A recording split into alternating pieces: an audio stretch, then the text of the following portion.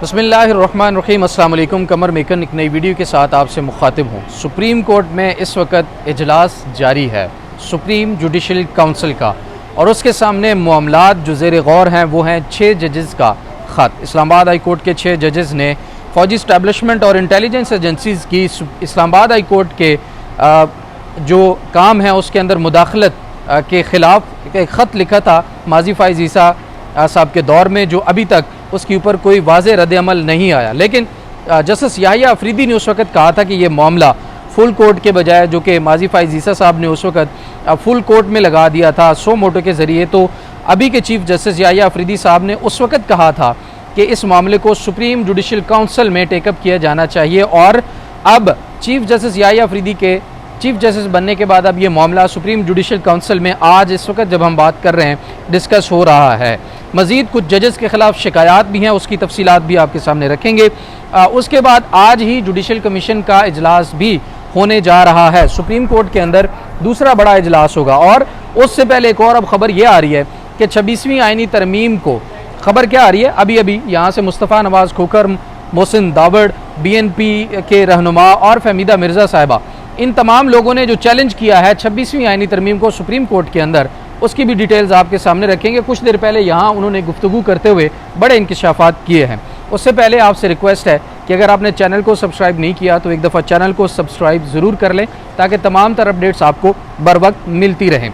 तो जनाब, सबसे पहले आ जाते हैं सुप्रीम जुडिशल काउंसिल।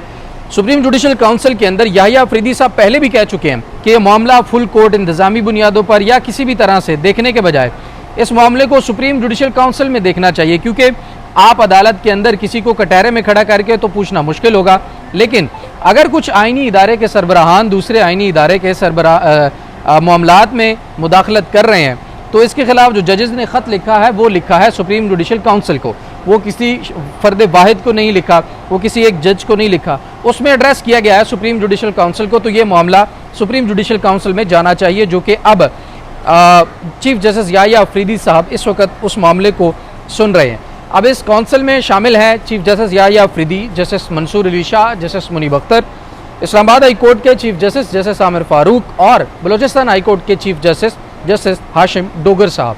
ये अब इन मामलात का मुकम्मल तौर पर जायज़ा लेंगे और अहम फैसले सामने आ सकते हैं कि भाई 6 जजेस के ख़त के अंदर जो इल्ज़ामात लगाए गए हैं उनके ऊपर तहकीकात होनी चाहिए, उनको आगे किस तरह से देखना है और ये मामला आगे क्या सूरत हाल इख्तियार करेगा। सुप्रीम जुडिशल काउंसिल से अहम तरीन जो फैसले हैं वो सामने आ सकते हैं, जो कि अगला मुमकिना जो सूरत हाल है उसको यकसर तब्दील भी कर सकते हैं। दूसरा आज अहम तरीन इजलास होने जा रहा है वो है, अच्छा, सुप्रीम जुडिशल काउंसिल के अंदर सिर्फ यही मामला नहीं है। जस्टिस मोहसिन अख्तर कियानी के ख़िलाफ़ शिकायत हैं, चीफ जस्टिस आमिर फारूक के ख़िलाफ़ शिकायत हैं, जस्टिस तारिक जहांगीरी साहब के ख़िलाफ़ शिकायत हैं। तो उन तमाम शिकायत का भी जायज़ा लिया जाएगा, जिसमें चीफ जस्टिस काजी फ़ाइज़ ईसा के ख़िलाफ़ भी शिकायत मौजूद है और जस्टिस मंसूर अली शाह के ख़िलाफ़ भी शिकायत मौजूद है। तो अब देखते हैं कि इन शिकायत का मुस्तक़बिल क्या होगा। और इस वक्त अगर हम देखें कि चीफ जस्टिस याहिया अफरीदी का जो माइंड है, अगर उसके साथ मंसूर साहब और मुनीब साहब भी जाते हैं और हाशिम डोगर साहब भी जाते हैं तो फिर हुकूमत के लिए मुश्किलात हो सकती हैं। वो इस तरह से कि चीफ जस्टिस आमिर फारूक के ख़िलाफ़ भी शिकायत हैं और मुख्तलिफ, अच्छा मैं तो भूल ही गया, इलेक्शन कमिश्नर की चीफ जो है, chief election commissioner Sikandar Sultan Raja, उनके ख़िलाफ़ शिकायत है। भाई जो सबसे बड़ी शिकायत है, जो शिकायत लगाई गई है कि उन्होंने अपने ओहदे का नाजायज़ इस्तेमाल किया, गैर कानूनी काम किए और ओहदे पर रहते हुए मुकम्मल तौर पर अमल दरामद नहीं किया। कुछ अदालती फ़ैसलों के ऊपर भी अमल दरामद अभी तक बाकी है। ये तमाम मामलात भी ज़ेर गौर आएंगे।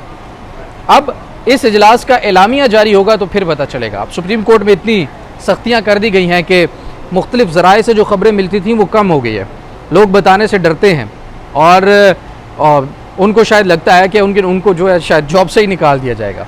तो अब जो ख़बर है वो जल्द ही इजलास ख़त्म होने के बाद इंशाल्लाह आपके साथ शेयर करेंगे, इसके ऊपर फ़ाइनल जो है वो मामलात क्या हुए।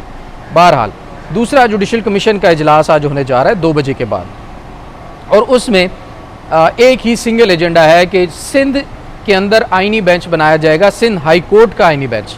एक तो आईनी बेंच सुप्रीम कोर्ट में बनाया गया है, सुप्रीम कोर्ट में जो मामला चैलेंज होंगे उनको सुनने के लिए, लेकिन एक एक बेंच हर सूबे के हाई कोर्ट में भी एक आईनी बेंच बनाया जाएगा, जो कि सूबे की असम्बली जब करारदाद पास कर देगी तो उसके बाद, अब सिंध ने मेरे ख्याल में कर दी है, तो उसके बाद अब वहाँ पर जो है बेंच बनाए जाने के लिए आज जुडिशल कमीशन का इजलास है, और उस जुडिशल कमीशन के इजलास में जो लोग मौजूद होंगे उनके नाम आपके सामने रख देता हूँ, क्योंकि जो सिंध का मामला है उसमें सिंध के कुछ लोग जो हैं वो इन्वॉल्व होंगे और वो फिर मामलात को देखेंगे और उनका वोट जो है वो शामिल किया जाएगा। जैसे वफाकी वज़ीर कानून थे, वहाँ के जो है वो सूबाई वज़ीर कानून होंगे, इसी तरह से वहाँ के एडवोकेट जनरल होंगे, यहाँ के अटॉर्नी जनरल थे उस वक्त।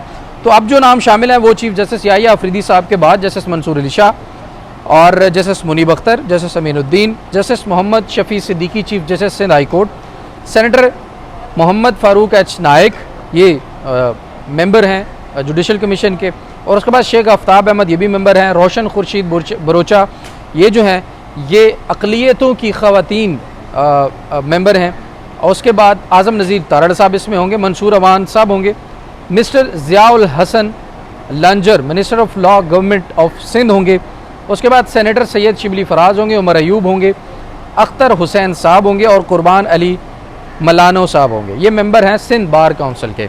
यानी कि यहाँ पर दो तब्दीलियाँ की गई हैं कि वफाकी वज़ीर कानून के साथ सूबाई वज़ीर कानून भी होंगे और फिर सिंध बार काउंसिल के, और यहाँ आइनी बेंच के लिए जो सुप्रीम कोर्ट का था उसमें पाकिस्तान बार काउंसिल का। तो ये दो तीन तब्दीलियाँ जो हैं वो भी इसमें मौजूद हैं। ये तो सिंगल एजेंडा है कि सिंध के अंदर सिंध हाई कोर्ट का जो आइनी बेंच होगा वो बनाने के लिए अब आज उस पर भी गौर किया जाएगा। अब आ जाते हैं जनाब मोहसिन दावड़, मुस्तफ़ा नवाज़ खोखर, फहमीदा मिर्ज़ा, BNP अख्तर महंगल साहब की जो पार्टी है उसके वाइस प्रेसिडेंट यहाँ पर मौजूद थे। उन तमाम लोगों ने भी थोड़ी देर पहले प्रेस कॉन्फ्रेंस की, और प्रेस कॉन्फ्रेंस से पहले उन्होंने भी 26वीं आइनी तरमीम को कलअदम करार देने के लिए उस मामले को सुप्रीम कोर्ट के अंदर चैलेंज कर दिया। उनका मौक़िफ़ था मोहसिन दावड़ साहब का, ख़ास तौर पर उन्होंने कहा कि KPK की नुमाइंदगी सेनेट में मौजूद ही नहीं है, तो उसके बाद आइनी तरमीम एक वोट की इजाफी वोट से की गई है, तो ये इंतहाई जो है वो नापसंदीदा अमल है या गैर कानूनी अमल भी। उन्होंने कहा इस वजह से कि दो सेनेटर्स को डराकर धमकाकर ज़बरदस्ती उनसे वोट लेकर यह आइनी तरमीम की गई है, जिसके ऊपर कोई कंसेंसस नहीं हुआ, कोई डिस्कशन नहीं हुई, किसी भी किस्म की जो है इसके ऊपर कोई डिबेट नहीं हुई। 15 मिनट की भी डिबेट नहीं हुई, 15 मिनट क्या 5 मिनट की भी डिबेट जो है वो नहीं हुई। हम देखा उस दिन लाइव TV के ऊपर पाकिस्तान की जो सबसे बड़ी सेनेट है, उसके कौमी असम्बली, उसके अंदर धड़ाधड़ आइनी तरमीम जो है उसकी तमाम शकें पास की जाती रहीं। लेकिन मोहसिन दावड़ साहब की बात के बाद जब मुस्तफ़ा नवाज़ खोखर साहब से सवाल किया गया कि जनाब ये आइनी बेंच जिस तरमीम के बाद, जिस तरमीम के नतीजे में मार्ज वजूद में आया, अब आपने जो चैलेंज किया है मामला 26वीं आइनी तरमीम को, वो उसी बेंच में जाएगा, क्योंकि ये आइनी मामला है और आइनी मामला आइनी बेंच के अंदर सुना जाएगा, और आइनी बेंच मार्ज वजूद में आया है हुकूमत की इजाफी अक्सरियती वोटों से, और फिर ये तरमीम भी हुकूमत ने की है। यानी कि वो बेंच जो उसी 26वीं आइनी तरमीम के होने के बाद मार्ज वजूद में आ रहा है, जो 26वीं आइनी तरमीम की वजह से आगे आइनी बेंच बना है, वो उसी आइनी तरमीम को सुनेगा। तो क्या आपको इंसाफ की उम्मीद है? तो इस पर मुस्तफ़ा नवाज़ खोखर साहब ने कहा कि हमें उम्मीद है, क्योंकि जज जो है वो ज़ाती पसंद नापसंद या बेनिफिशरी है या नहीं इस चीज़ को नहीं देखता, बल्कि इंसाफ करता है। लेकिन उसके बाद उन्होंने जो मुतालबा किया वो बड़ा हैरानकुन था। वो भी समझते हैं कि ये मामला उन जजेस को नहीं सुनना चाहिए। साथ उन्होंने कहा कि आइनी बेंच में मौजूद जजेस को नहीं सुनना चाहिए, क्योंकि वो 26वीं आइनी तरमीम के बेनिफिशरी हैं। तो ये मामला फुल कोर्ट के पास जाना चाहिए, और सुप्रीम कोर्ट को अब ये देखना होगा कि 26वीं आइनी तरमीम के ख़िलाफ़ जितनी भी दरख्वास्तें हैं, जितने भी मामलात हैं, वो अब फुल कोर्ट में सुने जाएँ। और दूसरी तरफ फिर मोहसिन दावड़ साहब ने भी एक बड़ा इंकशाफ किया। इंकशाफ क्या किया, मैं अपने व्लॉग्स में काफ़ी दफ़ा वो एक सेम चीज़ है वो बहुत दफ़ा बता चुका हूँ, और भी लोग काफ़ी इस पर बात कर चुके हैं कि ये असम्बली लेजिटिमेट ही नहीं है, इसकी अपनी लेजिटिमेसी के ऊपर सवालात हैं, संगीन सवालात हैं। तहकीकात अभी तक धांधली की नहीं हुई, इलेक्शन ट्रिब्यूनल्स के अंदर केसेस अभी तक मौजूद हैं।